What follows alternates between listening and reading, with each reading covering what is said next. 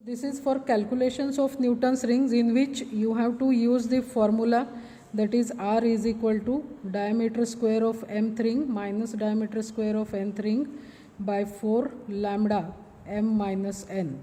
You have to calculate this radius of curvature 3 to 4 times by using different combinations of m and n.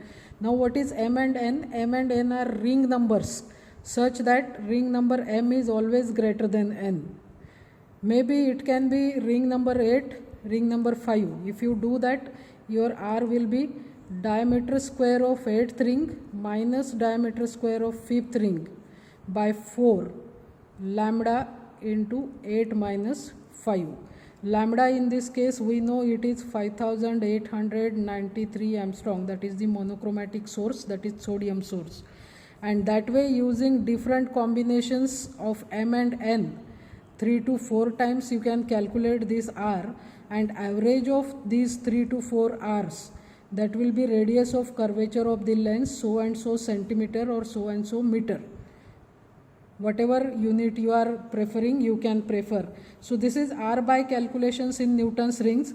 Again, to find out R from graph, you have to plot the graph using the same observation table, in which now you have to plot a graph in which you will be having ring number on x-axis and diameter square on y-axis. We know we have diameters of 8 rings only, so it will be your 1, 2, 3, 4, 5, 6, 7, 8. I am doing it on plain paper, but you have to do it on graph paper only.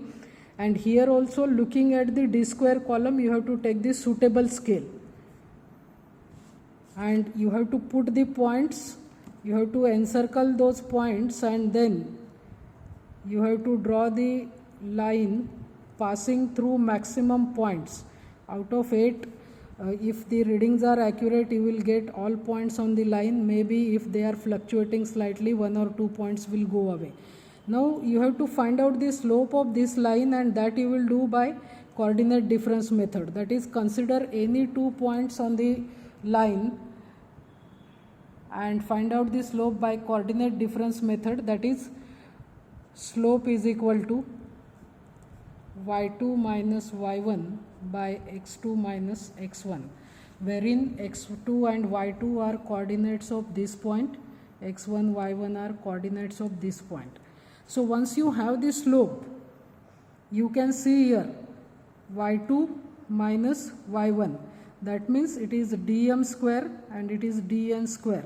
So it will be your dm square minus dn square on y-axis, and x2 minus x1, that is m minus n on x-axis. And that way, in the formula, you can see here, this is the formula. This much portion is nothing but slope. So once you have this slope, you can calculate R is equal to 1 by 4 lambda into slope. This is R from graph. So and so centimeter or meter, whatever you get. So that way you will complete the experiment. Stop.